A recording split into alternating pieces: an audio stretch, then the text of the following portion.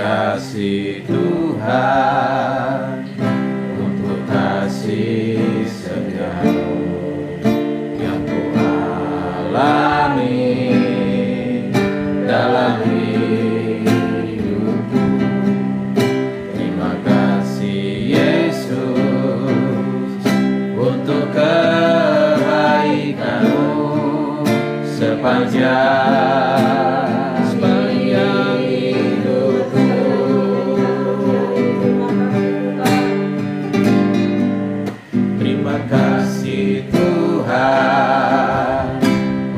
kasih setiamu yang ku alami dalam hidupku. Terima kasih Yesus untuk kebaikanmu sepanjang hidupku.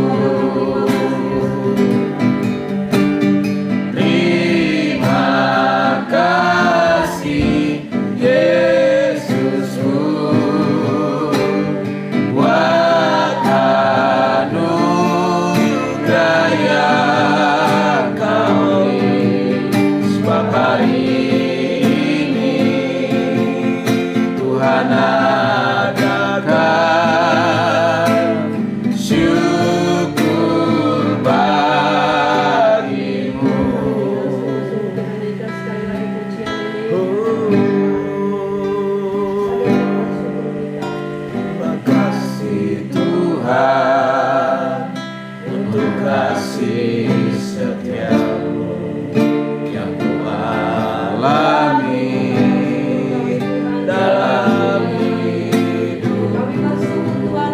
Terima kasih Yesus untuk kebaikanmu sepanjang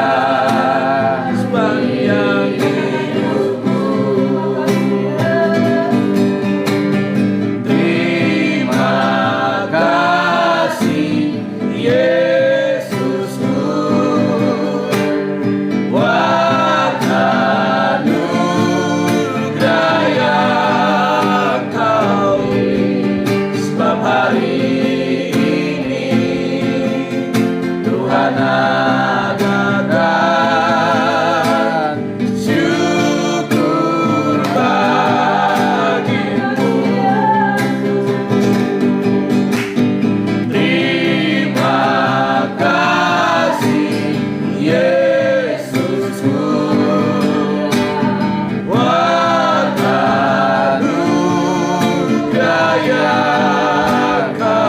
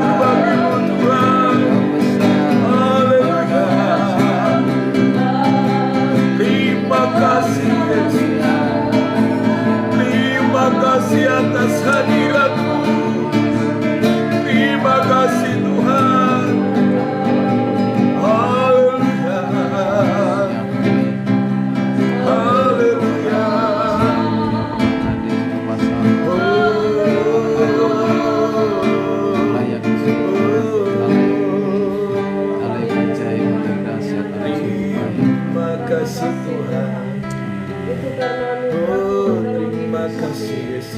siapakah kami ini Tuhan Oh, di hadapan-Mu? haleluya. Kalau bukan karena kasih-Mu Tuhan kami Oh, tidak mampu bekerja sama menjalani hidup kami. syukur bagi Terima kasih Tuhan. Tuhan buat kasih-Mu, buat anugerah-Mu. Syukur bagimu Yesus. Haleluya.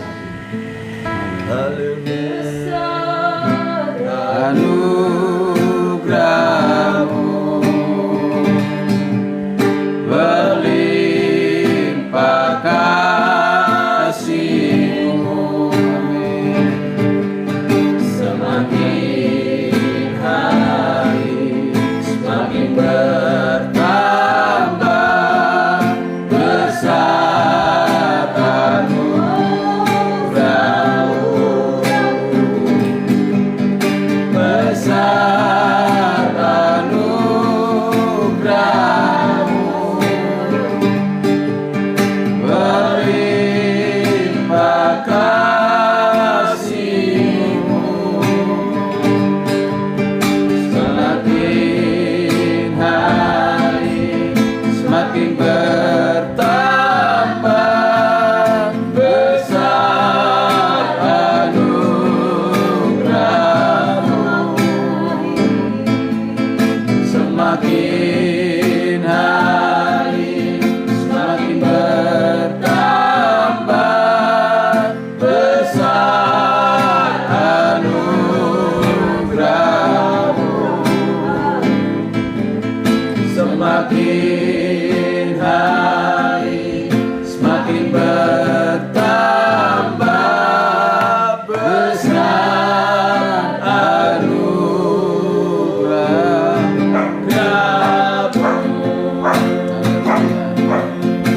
Terima kasih Tuhan, ini adalah pengakuan kami, penyembahan kami di hadapan Tuhan. Terima kasih Tuhan, besar anugerah-Mu di sepanjang hidup kami.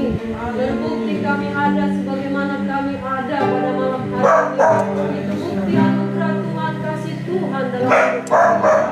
Terima kasih Tuhan, terima kasih, tidak ada yang dapat kami berikan untuk membalas kebaikan-Mu. Selain kami memuji, menyembah-Mu Tuhan. Bahkan teristimewa malam hari ini kami bersyukur Tuhan, kami boleh diberikan kesempatan untuk kami datang di hadapan Tuhan. Berkati ibadah kami malam hari ini Tuhan. Berkati setiap kami yang hadir malam hari ini. Biarlah Tuhan Engkau melawat kami satu persatu tanpa terkecuali. Haleluya, Sehingga ketika kami haleluya. pulang dari tempat ini Tuhan, ada sukacita dalam setiap hati kami. Karena kami tahu Tuhan sangat baik, bahkan teramat baik dalam hidup kami. Terima kasih Tuhan, terima kasih Bapa. Berkati hamba-Mu yang akan menyampaikan isi hati-Mu. Biarlah urapan yang baru atas hamba-Mu ini Tuhan, sehingga setiap firman yang keluar dari mulut bibir hamba-Mu boleh diberkati Tuhan, dan juga boleh melawat memberkati kami semua yang hadir malam hari ini. Terima kasih Tuhan, menyerahkan ibadah kami dari awal pertengahan hingga akhir. Kami hanya di tangan Tuhan. Di dalam nama Yesus kami sudah berdoa dan menyembah Tuhan. Haleluya. Amin. Kita sudah berdiri. Kita mau memuji Tuhan. Besarkan nama Tuhan. Haleluya.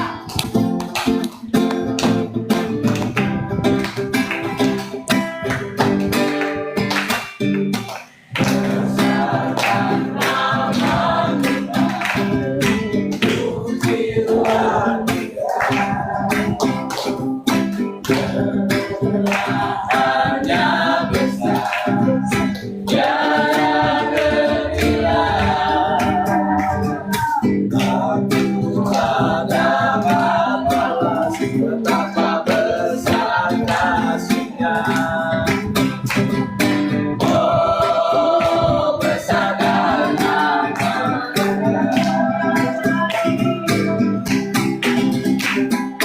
Tuhan yang ajaib, Tuhan yang kuasa,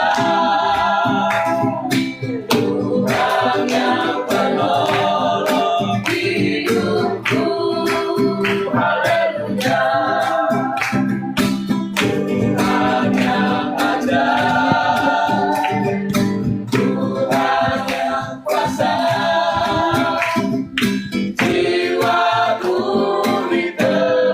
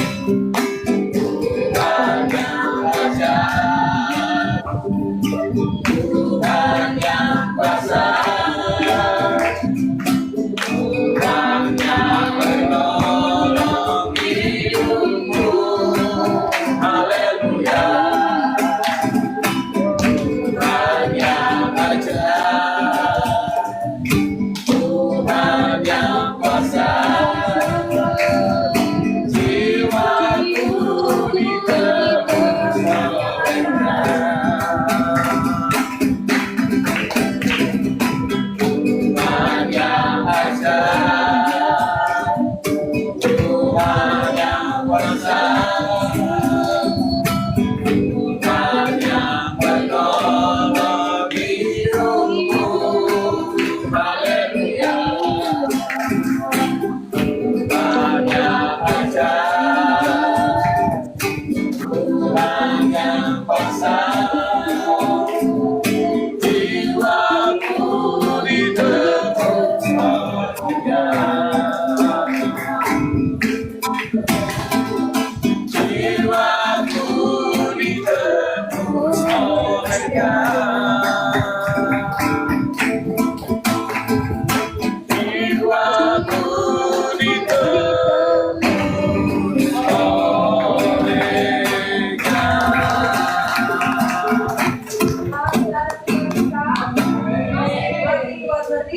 Masih. Udah kepanasan? Belum. Sekali lagi tanyakan pujian. Langit dan bumi pujilah Tuhan. Kalau langit dan bumi Tuhan, bagaimana? Kita adalah orang-orang yang dikasihi Tuhan.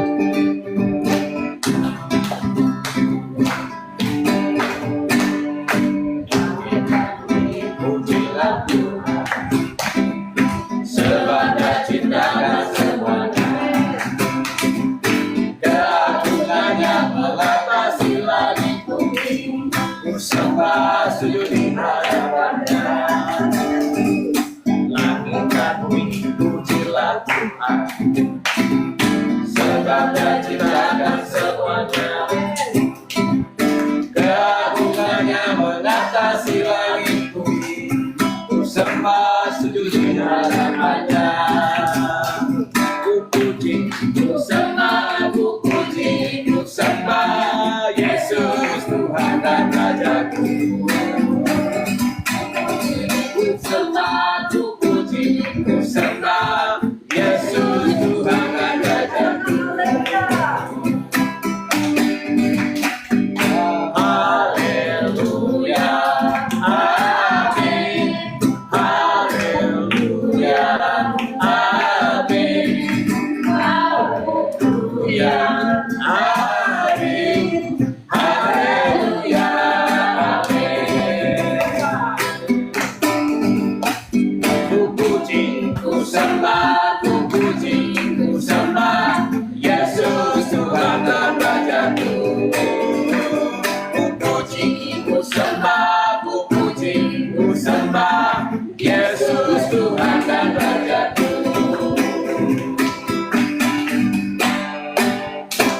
Haleluya. Mengikuti WL. Silakan duduk. Silakan duduk, jangan berdiri lagi. Kalau berdiri lagi nanti kita mau menutup. Masih kuat? Oke, masih kuat. Oke, kita mau persiapkan hati kita untuk mendengarkan firman Tuhan. Kita mau belajar firman Tuhan malam hari ini. Mari kita siapkan hati kita dengan satu lagu pujian seperti rusa yang mau sendiri. Biarlah kita bisa belajar firman Tuhan. Berikan kita kekuatan untuk menjalankan kita yang kita bersama dengan Tuhan.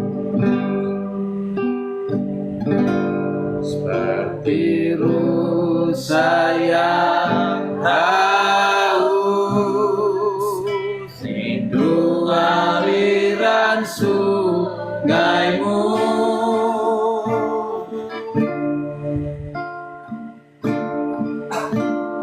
Hatiku tak tahan menunggumu. Haleluya.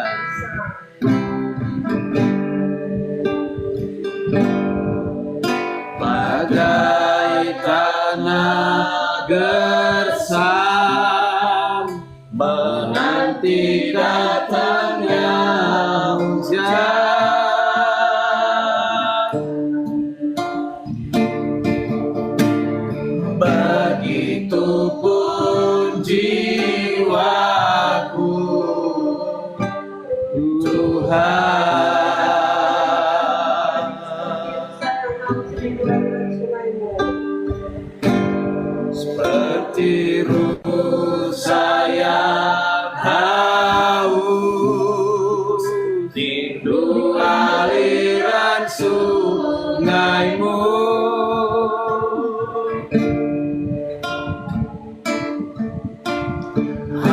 hatiku tak tahan menunggumu.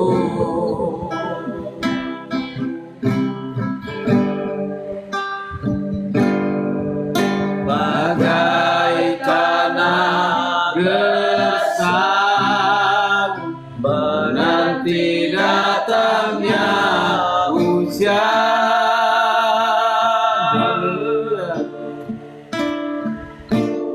begitupun jiwaku Tuhan.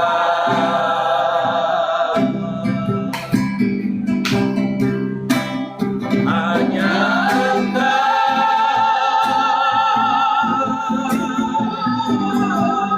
pribadi yang mengenal hatiku, tinggalkan tersembunyi bagimu seluruh isi hatiku.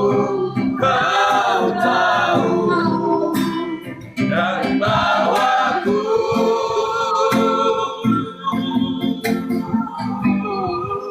untuk lebih dekat lagi padamu, tinggal dalam indahnya dekapan kasih-Mu.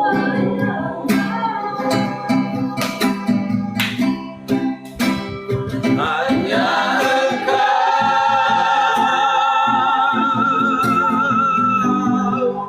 pribadi yang mengenal hatiku,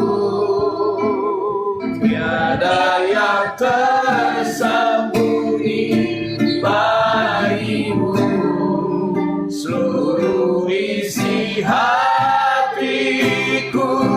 Kau tahu, Kau bawaku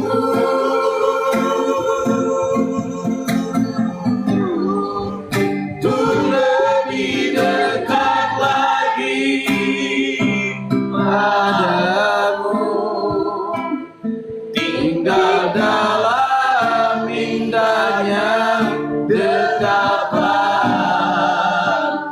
kasih-Mu.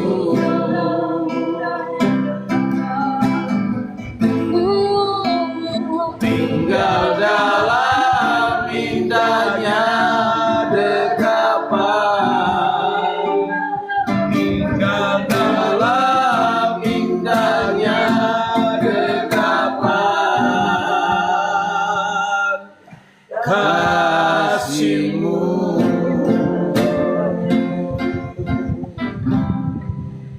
Kita berdoa, itulah kerinduan hati kami, tinggal di dalam kasih Tuhan, hidup di dalam kasih Tuhan. Dan kami bersyukur sampai hari ini kami boleh menikmati kasih Tuhan, kebaikan Tuhan.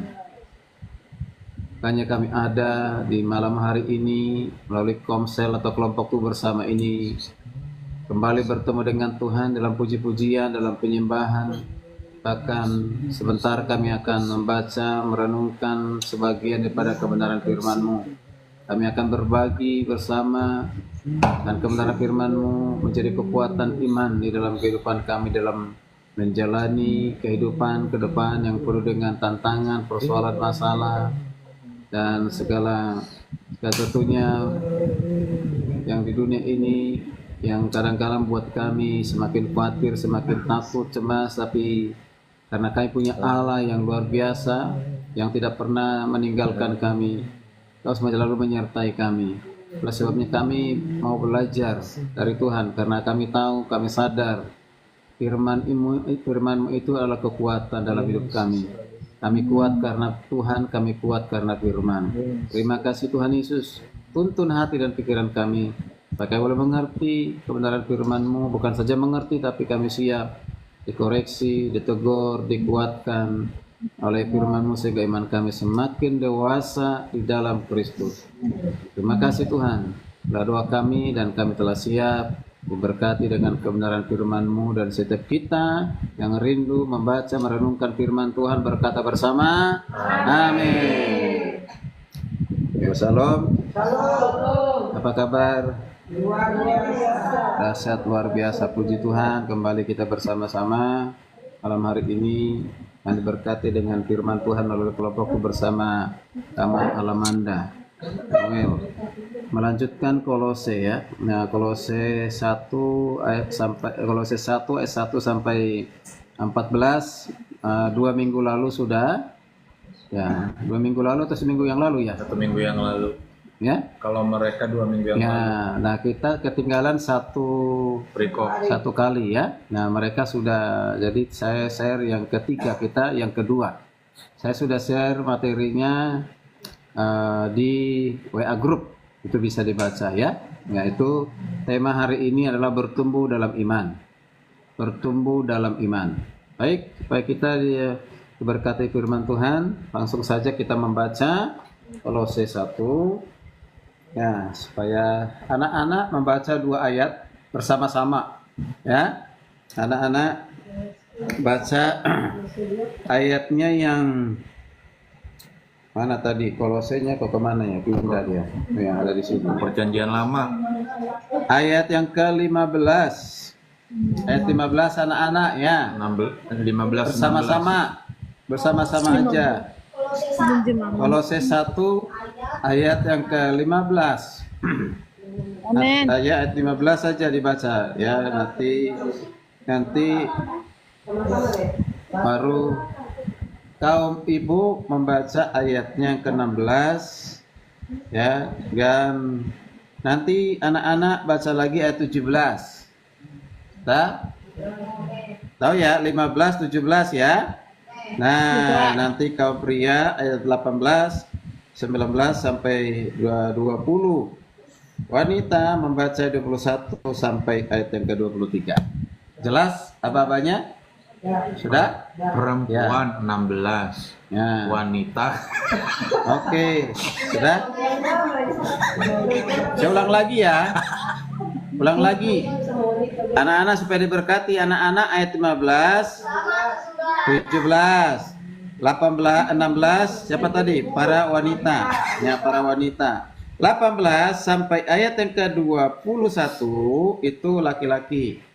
Ya, 21. 22 sampai 23 itu kaum wanita lagi. Sudah? Dah.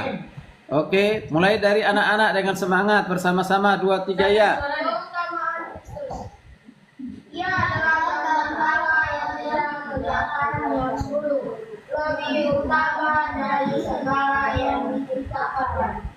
Karena dalam dialah telah diciptakan segala sesuatu yang ada di surga dan yang ada di bumi, yang kelihatan dan yang tidak kelihatan, baik singgasana maupun kerajaan, baik pemerintah maupun penguasa. Segala sesuatu diciptakan oleh Dia dan untuk Dia.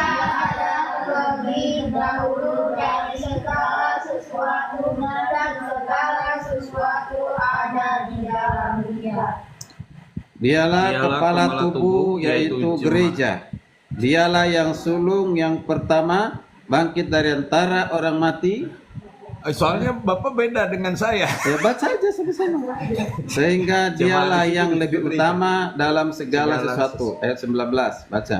Karena seluruh kepenuhan Allah berkenan diam di dalam Dia, dan oleh Dia Ia memperdamaikan segala sesuatu dengan dirinya, baik yang ada di bumi maupun yang ada di surga, sesudah Ia mengadakan perdamaian oleh darah salib Kristus. Dan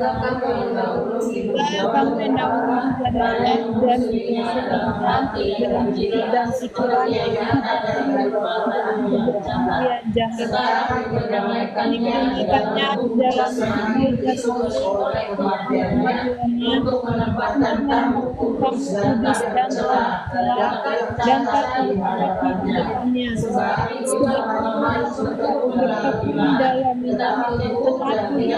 dalam berbincang dari pengharapan Injil yang telah dan yang telah dikabarkan di seluruh alam di bawah langit. Paulus telah menjadi pelayannya. Baik, saya akan mengulangi ayat 23a. Dikatakan demikian, sebab itu kamu harus bertekun di dalam iman. Sebab itu kamu harus bertekun dalam iman. Tetap teguh dan tidak berguncang, dan jangan mau digeser dari pengharapan Injil yang telah kamu dengar dan yang telah dikabarkan di seluruh alam di bawah langit, dan yang aku ini Paulus telah menjadi pelayannya. Puji Tuhan. Katakan di situ, ya, harus bertekun di dalam iman. Nah, bertekun dalam iman itu berarti bertumbuh di dalam iman. Ya, bertumbuh di dalam iman. Nah, iman itu menjadi dasar, ya, kita dalam menyembah, di dalam mengikut Tuhan, di dalam doa, apa saja yang kita lakukan itu semua harus berdasarkan iman. Maka iman itu harus bertumbuh. Nah, kita perhatikan, ya, menjadi sasaran kita adalah yaitu agar semua kita di kelompok tumbuh bersama ini bertumbuh dalam iman, lalu mengenal keutamaan Kristus di atas segalanya. Apa? Mengutamakan, mengenal keutamaan Kristus di atas segalanya, sesuai dengan nats atau topik yang dibuat oleh Lembaga Alkitab Indonesia, yaitu keutamaan Kristus, ya, keutamaan Kristus. Nah, sebelum kita melihat bagaimana caranya supaya kita bertumbuh dalam iman, kita masuk ke pendahuluan dulu, ya. Kata iman itu dalam bahasa Yunani itu pistis. Pistis, apa? Pistis artinya percaya kepada atau mempercayakan diri kepada atau memberikan diri dikepercayakan kepada, kalau itu manusia kepada seseorang. Tapi kalau itu kepada Tuhan berarti percaya kepada Tuhan, mempercayakan diri kepada Tuhan, bahkan memberikan diri, ya, kepercayaan menjadi kepercayaannya Tuhan, begitu. Nah, itu namanya pistis, ya. Jadi percaya itu tidak setengah-setengah. Sebenarnya tidak ada kata percaya setengah-setengah. Percaya sih percaya gitu. Nah, yang itu tidak. Jadi percaya itu berarti penyerahan totalitas hidup kita kepada Tuhan. Nah, bagaimana mungkin kita bisa menyerahkan totalitas hidup kita kepada Tuhan kalau kita sendiri tidak mengenal Tuhan? Ya, mustahil orang percaya sepenuhnya kepada Tuhan kalau kita tidak mengenal Tuhan. Sama saja seperti ini. Kita nggak mungkin mudah percaya kepada seorang kalau seorang itu belum kita kenal atau baru kita kenal. Betul tidak? Kalau baru kita kenal, lalu langsung titip ke dia, bawa dulu di motor, bawa dulu di mobil. Nah, nggak mungkin kan? Tidak mungkin. Ya, Pak. Ya, sangat tidak mungkin. Nah, itu butuh proses sampai mengenal dia. Ya, bukan hanya tahu namanya, hatinya, hidupnya bersama dengan kita, baru kita percayakan begitu. Ya. Nah, itu tidak mudah, itu proses. Nah, artinya apa? Bahwa setiap kita kalau mau percaya beriman sungguh-sungguh kepada Tuhan, kita harus tahu dulu objek iman kita itu siapa. Objek iman kita itu siapa? Kita percaya kepada siapa? Karena di dunia ini semua keyakinan, semua agama punya iman kepada Allah. Semua objeknya adalah Allah. Ya? Lalu apakah kita sama dengan mereka? Siapa objek iman kita? Itu yang hari ini harus kita pelajari. Ya, jadi supaya kita tahu jangan sampai iman kita bergeser, meleset karena ada ajaran-ajaran palsu, ya, yang menyebar saat ini, mudah kita dengar, ya, mudah kita dengar melalui media sosial, TikTok, ya kan, ataupun YouTube, Facebook, ya banyak sekali pertemanan di Facebook, ya. Nah, kita lihat di sana bahwa banyak orang yang tidak percaya kepada Yesus itu adalah Tuhan.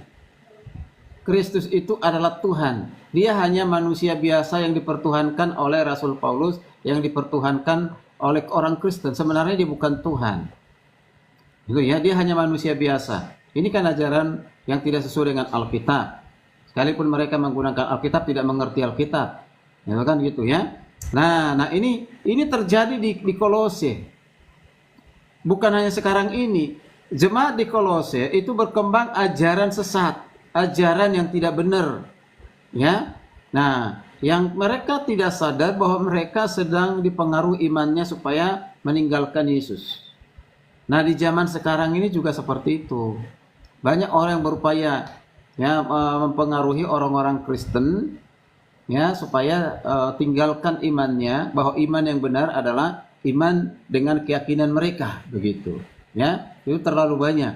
Nah, kalau kita tidak kuat iman kita, maka kita mudah. Apalagi kalau ada di situ satu jaminan. Kalau kamu mau mengikuti agama saya jamin kamu bisa saya berikan pekerjaan, saya berikan kamu jabatan, saya naikkan jabatanmu. Dan janji-janji yang menggiurkan, yang menawarkan itu kita butuhkan semua untuk kesenangan dunia ini. Nah, kalau kita imannya tidak kokoh, tidak kuat, maka kita akan mudah dipengaruhi. Ya, mudah dipengaruhi. Ya, makanya banyak orang-orang Kristen yang meninggalkan agama Kristen. Kalau dibilangkan meninggalkan iman kepada Kristus, saya yakin dia belum beriman kepada Kristus, hanya beragama Kristen. Beda loh yang beriman kepada Kristus dengan yang beragama Kristen. Kalau hanya agama ya beragama biasa begitu ya. Ya, supaya ada identitas. Nah, itu kalau kita melihat di sini kitab daerah jemaat di kota Kolose ini atau di daerah Kolose ini, Paulus mengatakan jangan sampai bergeser imanmu. Tetaplah teguh di dalam iman kepada Yesus Kristus. Itu disampaikan kepada jemaat di Kolose. Dan ini juga tentunya bagi kita juga. Nah, sekarang kita mau belajar ya. Nah, siapakah yang harus menjadi subjek iman? Dan bagaimana caranya kita beriman? Itu ya. Sekali lagi, siapa subjek iman kita? Dan kalau mau percaya kepada Tuhan-Tuhan yang mana yang harus kita percaya? Harus jelas. Nah, ini Paulus mengatakan demikian kepada jemaat di Kolose, demikian juga kepada kita di masa sekarang ini. Lalu perhatikan, kita masuk ke observasi ataupun pengamatan.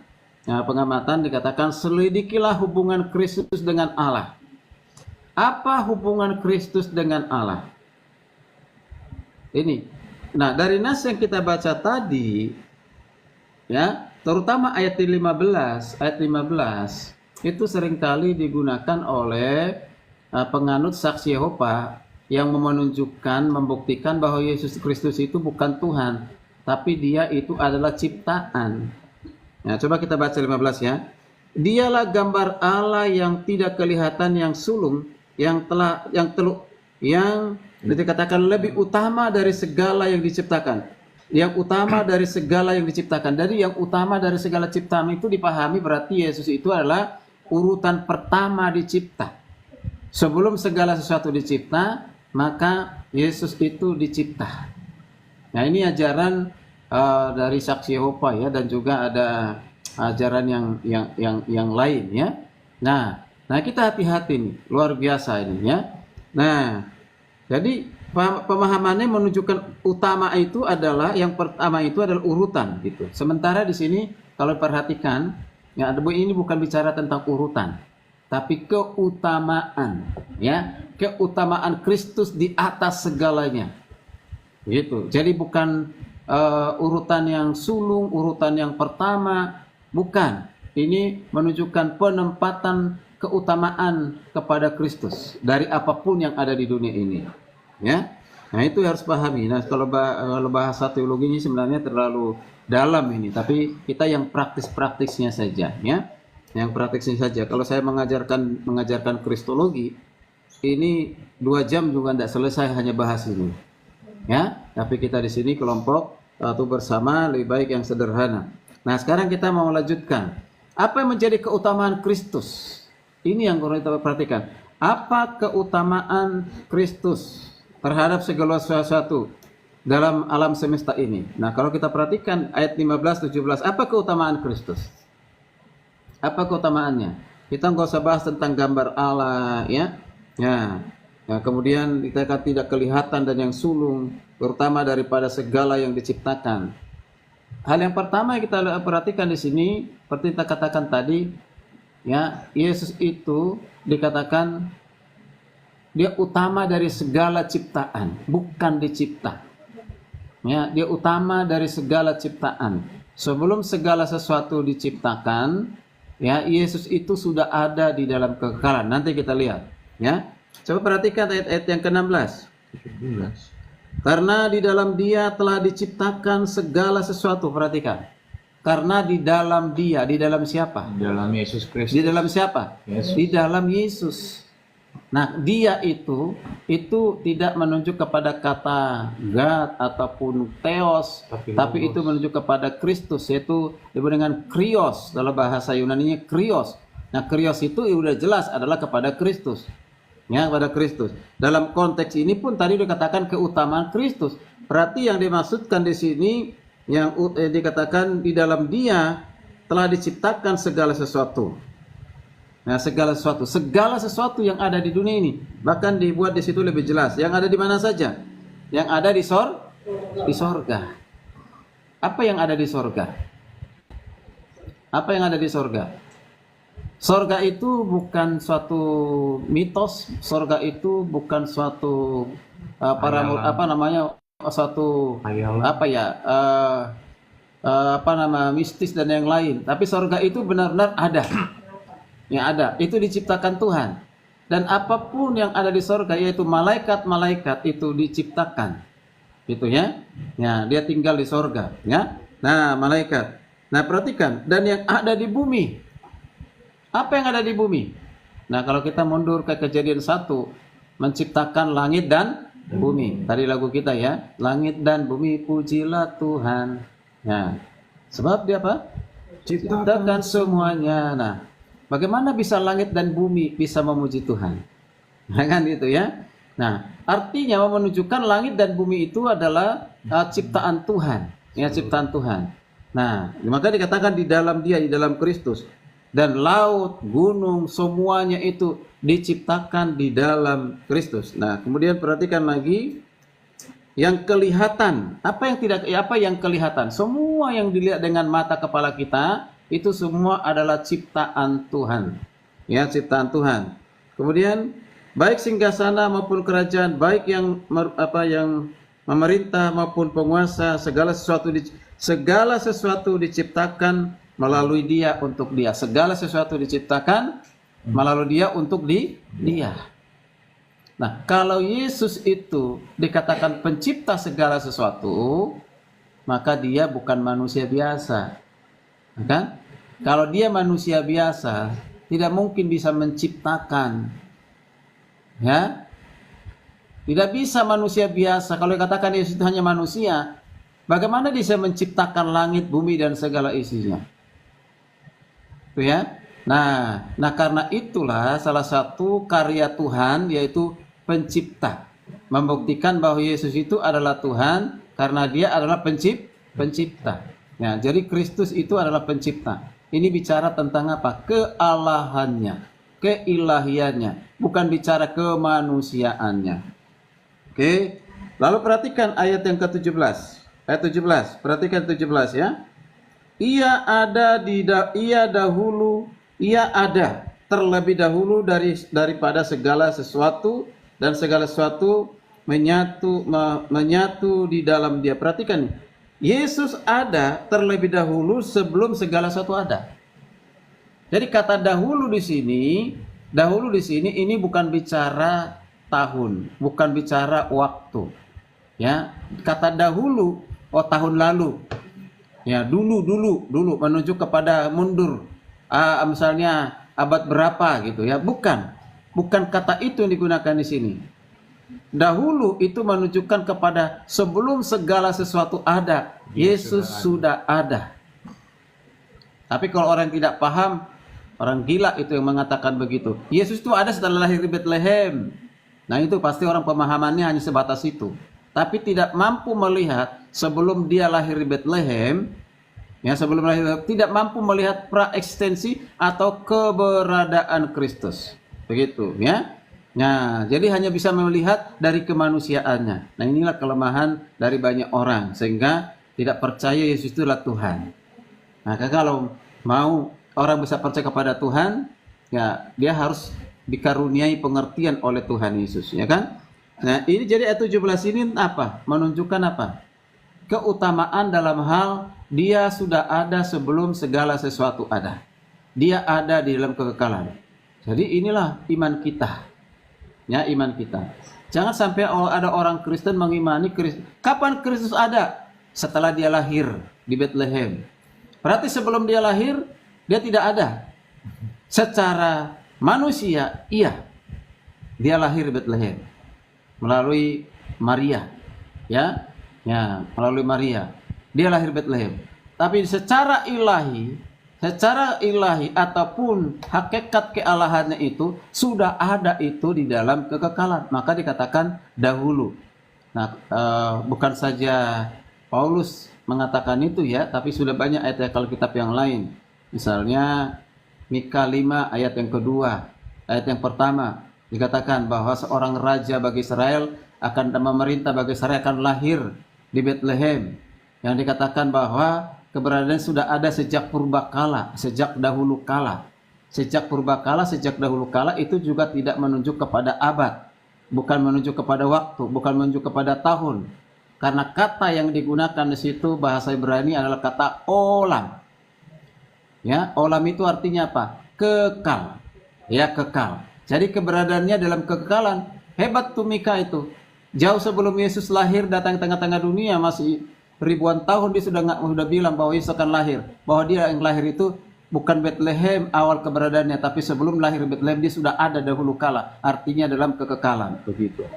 Ya, nah itulah Tuhan kita yang kita percaya. Ya, nah itu. Jadi sudah sangat jelas ya. Nah, kalau dilihat di situ, apa keutamaan Kristus? Apa keutamaan Kristus? Dia bandingkan dengan segala sesuatu yang ada di dunia ini. Pertama, dia pencipta. Ya, segala sesuatu diciptakan di dalam Kristus. Yang kedua apa? Dia sudah ada sebelum segala sesuatu ada. Jadi sebelum segala sesuatu ada, Yesus sudah ada. Sebelum ada alam semesta, sebelum ada apapun di dunia ini, dia sudah ada. Oke, dan jelas. Maka dikatakan pencipta apa yang ada di sorga, yang ada di bumi, yang kelihatan, yang tidak kelihatan. Yang tidak kelihatan itu apa? Yang tidak kelihatan apa? Ada tapi tidak kelihatan apa? Hah? Roh. Hah? Roh. Ini kelihatan nggak ini? Angin. Tapi bisa nggak katakan angin itu tidak ada? Karena nggak kelihatan. Angin kelihatan nggak? Nggak kelihatan. Iya, tapi bisa dirasakan. Angin sepoi-poi membuat kita rasa sejuk, tertidur tenang gitu. Tetapi kalau angin yang kencang badai bisa apa? Ya. Ya, baru-baru ini katanya di Kabupaten Bekasi, di mana itu? Yang dekat dekat stadion katanya itu. Itu diporak-porandat semua atap-atapnya bisa hilang. Itu berarti angin apa itu namanya? Angin puting beliung. Nah, luar biasa ya kan gitu. Angin itu bisa menghancurkan ternyata kan? Dia nggak kelihatan tapi bisa menghancurkan. Nah, itu siapa menciptakan angin? Adalah Tuhan. Tapi kalau ada puting beliung seperti itu, nah itu menunjukkan angin mungkin perubahan cuaca ya atau apapun itu ya. Nah itu ya. Jadi itu yang kita lihat. Kemudian yang berikutnya, bagaimana keutamaan Kristus dalam penebusan dosa. Nah ini, kalau tadi kita bicara tentang kealahannya pencipta, dia sudah ada sebelum satu ada, artinya ada dalam kekekalan. Sekarang Paulus juga ya mau mengatakan bahwa Yesus itu adalah manusia. Itu maksudnya manusia. Kalau dikatakan mati, Allah tidak pernah mati. Lalu siapa yang mati? Manusia. Siapa yang mati? Adalah kemanusiaan dari Yesus. Nah ini, sering saya sampaikan ini. Jangan kita pahami manusia Yesus menjadi Allah. Salah itu, bukan begitu. Tapi Allah menambahkan bagi dirinya daging. Bagi dirinya manusia. Nah ini yang tidak banyak dipahami. Nah, jadi mengapa dia harus menambahkan manusia bagi dirinya? Untuk apa? Atau mengapa dia harus menjadi manusia? Ya, karena menebus dosa Ya? manusia. Ya itu dia jawabannya. Karena dengan dia manusia harus menjadi korban untuk menebus dosa. Nah, ini rencana penebusan ini rencana di dalam kekekalan. Bahkan sudah pernah disampaikan oleh Tuhan semenjak manusia pertama jatuh dalam dosa. Sebelum manusia. Ya, Kejadian 3:15. Proto Evangelium Injil pertama. Ya, kemenangan Kristus di kayu salib untuk mengalahkan maut, mengalahkan kematian. Dan itu sudah terjadi, ya kan? Nah, jadi harus manusia. Maka dikatakan syarat juru selamat itu dua. Pertama, dia harus Allah. Kalau dia hanya manusia nggak bisa jadi juru selamat. Ya, dia harus Allah. Ya, kemudian yang kedua dia harus manusia. Tapi ingat, manusia yang bagaimana dulu? Manusia yang tidak berdosa. Ya, manusia tidak berdosa. Lalu cari di ujung bumi sampai kemanapun. Ya, ada nggak di kitab suci orang mengatakan manusia yang tidak berdosa? Semua manusia berdosa. Satu-satunya manusia tidak berdosa adalah Yesus. Dan itu banyak bukti Alkitabnya. Maka layak menjadi juru selamat. Masa nanti orang berdosa menyelamatkan orang berdosa? Tidak mungkin, semustahil. Orang buta menuntun orang buta. Jadi penebusan itu sesuatu ada yang harus dibayar, yaitu manusia yang tidak berdosa. Siapa dia? Adalah Yesus. Itu luar biasa. Maka kita perhatikan ayat 18 sampai 22 ya. Nah ini ayat 18 sampai 22 ini menunjukkan keberadaan Yesus sebagai manusia ya. Dialah kepala apa? Yaitu gereja. Di Alkitab kalian belum ada kata gereja ya. Alkitab saya sudah ada kata gereja. Maka selama ini kata gereja itu tidak ada dalam Alkitab. Nah, di terjemahan yang sekarang ini sudah digunakan kata gereja. Di sini ya. Kalau di situ apa dibuat di situ? Jemaat. Ya, jemaat. Ya. Oke. Nah, dialah yang sulung yang pertama bangkit dari antara orang mati. Ya kan? Yang sulung berarti yang pertama bangkit dari dunia orang mati. Siapa dia? Yesus. Ya. Nah, kalau ada orang di sana mengatakan Yesus tidak mati, Yesus hanya pingsan, yang disalibkan itu bukan Yesus, salah satu dari muridnya yaitu Yudas Iskariot, itu ajaran palsu semua yang harus ditolak. Ya, tidak demikian. Banyak bukti dalam Alkitab, baik dalam nubuatan dan juga sudah terjadi. Ya, sebelum terjadi dan sesudah terjadi, itu banyak ayat Alkitab yang membuktikan bahwa Yesus mati dan Yesus bangkit. Yesus bangkit, ya. Dan saksinya sangat banyak. Saksinya itu sorga dan bumi. Kalau sorga berarti penghuni sorga itu malaikat yang beritahu kepada Maria dan perempuan-perempuan yang beritahu kepada mereka, pada murid-murid yang pada saat melihat Yesus naik ke sorga. Nah kan dia naik ke surga akan datang kembali, dan banyak sekali yang mendengarkan. Itu tidak perlu lagi diragukan kesaksian mereka itu, ya kan? Nah itu seperti itu berarti kita perhatikan dari antara orang mati, sehingga dialah lebih utama dari segala sesuatu. Karena dia yang ditempatkan utama, yang pertama bangkit dari kematian. Maka ingat, itulah dasar iman kita bahwa orang percaya pun nanti suatu saat akan dibangkitkan dari kematian. Dibangkitkan dari kematian. Jadi dasar kebangkitan kita adalah kebangkitan Kristus. Kalau Yesus tidak bangkit, kita nggak mungkin bangkit. Tapi karena Yesus sudah bangkit, mengalahkan maut, mengalahkan kematian, maka kita pun akan menikmati nanti. Ya, Tuhan datang akan membangkitkan setiap orang yang percaya, yang beriman kepada Kristus akan dibangkitkan. Bagi yang tidak percaya kepada Kristus, jangan berharap untuk dibangkitkan. Tidak akan itu. Mati untuk selama-lamanya, iya. Ya? Ayat 19. Karena seluruh kepenuhan Allah berkenan tinggal di dalam dia. Kepenuhan Allah ini maksudnya semua kuasa, kemuliaan ada pada Yesus. Ya? Seluruh kepenuhan Allah ada pada Yesus. Kalau dikatakan kepenuhan, tahu penuh. Kalau penuh ini udah penuh belum ini? Udah penuh belum ini? Belum. Ini belum penuh ini. Ini masih ada sedikit lagi kan? Nah, kalau penuh sampai meluber, itu kata saya kata penuh. Itu nama penuh. Nah, artinya apa? Di dalam Kristus, kepenuhan Allah itu artinya kuasa Allah itu semua ada pada Yesus. Jadi bukan hanya membangkitkan orang mati, melakukan mujizat, memberi orang 5.000 orang makan, bukan. Semua kuasa yang ada pada Allah ada pada Yesus. Makanya dia adalah Allah. Ya. Kalau dikatakan dia maha tahu, iya. Dia maha kuasa, iya. Dia maha hadir, iya. Dia kekal, iya. Dia tidak pernah berubah, iya. Berarti itu semua ada pada Allah. Kalau dipanggil dia maha besar, iya. Kudus, suci, iya. Ada semua pada Yesus. Itu luar biasa. Itulah yang disebut dengan kepenuhan Allah. Itulah sebabnya dikatakan dia adalah Allah itu. Ya. Nah, lalu kita perhatikan.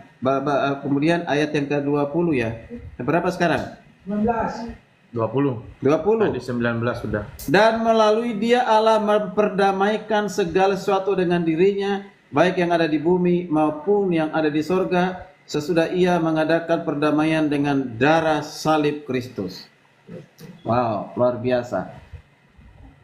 Sebelumnya manusia itu seterunya Tuhan, musuhnya Tuhan. Karena ketidaktaatan. Semenjak manusia jatuh dalam dosa, kita ini seteru musuh. Ya. Berarti kalau seteru dan musuh tidak ada perdamaian. Ya, tidak ada perdamaian. Ya. Nah, lalu siapa yang mendamaikan kita dengan Allah? Siapa yang mendamaikan kita dengan Allah supaya kita bisa ditebus dari keberdosaan kita, kejahatan kita sehingga kita mengalami kedamaian? Adalah Kristus. Itu di sini dikatakan didamaikan dengan semua yang ada di bumi, didamaikan dengan semua yang ada di sorga, didamaikan dengan salib, yaitu salib Kristus, artinya kematian Kristus. Jadi bukan gambar salibnya ya, bukan gambar salibnya, tapi yang disalibkan itu namanya Yesus Kristus. Itulah yang mendamaikan kita dengan Allah, mendamaikan kita dengan sesama. Maka dikatakan damai itu, damai di bumi, damai di sorga. Yaitu damai, damai dengan Allah, damai dengan sesama manusia. Tuh, ya itu. Damai yang kekal, damai yang yang sifatnya bisa bertahan lama untuk selama-lamanya, itu hanya diperoleh di dalam Kristus Yesus. Tidak ada di dunia ini. Damai di dunia ini banyakkan damai palsu. Ya. Oke, jadi sangat jelas sekali. Puji Tuhan, kita diperdamaikan. Kita bersyukur nggak kalau kita diperdamaikan Tuhan dengan dirinya? Kita diperdamaikan Tuhan melalui Kristus kepada Allah. Sangat bersyukur. Kalau enggak, kita ini terus seterunya. Sekarang kita menjadi siapa? Sekutunya. Maka dikatakan persekutuan dengan Kristus. Ya, nah, coba baca dulu Pak Irman. Kitab 1 Yohanes ayat yang keempat. 1 Yohanes ayat keempat. 1 Yohanes 1 ayat 4. 1 Yohanes 1 ayat 4. Dan semuanya ini kami tuliskan kepadamu supaya sukacita kami menjadi sempurna. Terus ayat yang keberapa? 5. Dan inilah berita yang telah kami dengar dari Dia dan yang kami sampaikan kepada kamu. Allah adalah terang dan di dalam Dia sama sekali tidak ada kegelapan. Ya, itu menunjukkan kepada Yesus. Ayat yang ketiga, ayat yang persekutuan. Coba kita dipersekutukan. Ayat yang ketiga. Apa yang telah kami lihat dan yang telah kami dengar itu kami beritakan kepada kamu supaya kamu pun beroleh persekutuan dengan kami. Dan persekutuan dengan kami adalah persekutuan dengan Bapa dan dengan anaknya Yesus Kristus. Itu ya jelas ya. Jadi Yesus Kristuslah yang mempersekutukan kita dengan Allah. Ya, dipersekutukan tadi dikatakan di dalam nama Bapa dan anaknya. Itu luar biasa. Siapa kita ini? Bisa satu persekutuan. Kalau misalnya satu meja makan begitu ya. Ya, itu biasanya keluarga kan gitu ya. Nah, ini jadi kita ini menjadi keluarganya Allah. Ya, keluarganya Allah. Mengapa? Karena kita sudah dipersekutukan. Nah, ya, oleh Kristus melalui kematian di kayu salib sudah diperdamaikan. Jadi kita ini adalah anak-anak perdamaian. Ya, sudah berdamai dengan Allah, didamaikan oleh Kristus Yesus. Lalu yang terakhir kita perhatikan ayat yang ke 22 ya. Sekarang diperdamaikan Yesus di dalam tubuh jasmani Kristus oleh kematiannya untuk mendapatkan kamu kudus dan tak bercela dan tak bercacat di hadapannya. Ini perhatikan nih. Sudah jelas kita ini tujuan diperdamaikan oleh Kristus kepada Allah supaya kita jangan apa? Jangan apa? Berdosa. Dan itu jangan bercacat celah lagi. Nah, orang-orang sudah diperdamaikan itu berarti berusaha memelihara hidup di dalam kekudusan, dalam kesucian. Jadi jangan lagi berbuat dosa, jangan lagi berbuat jahat.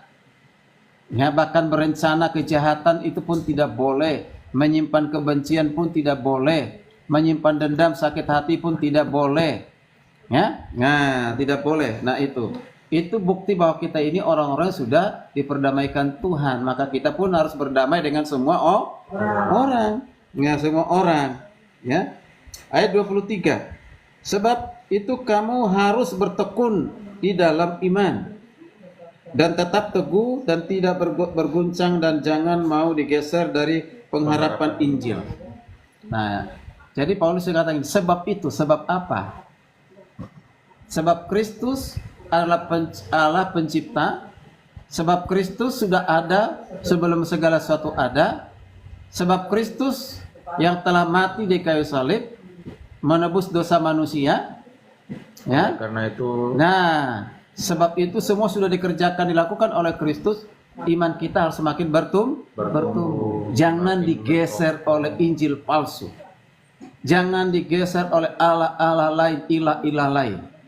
Sekali Yesus tetap Yesus. Apapun taruhannya, sekali Yesus tetap Yesus. Amin. Amin. Ya, karena Yesus sudah mengatakan begini, karena engkau percaya kepadaku dan engkau dikucilkan, direndahkan, engkau menderita, aku sudah lebih dahulu mengalaminya, engkau pun akan mengalaminya kalau itu terjadi.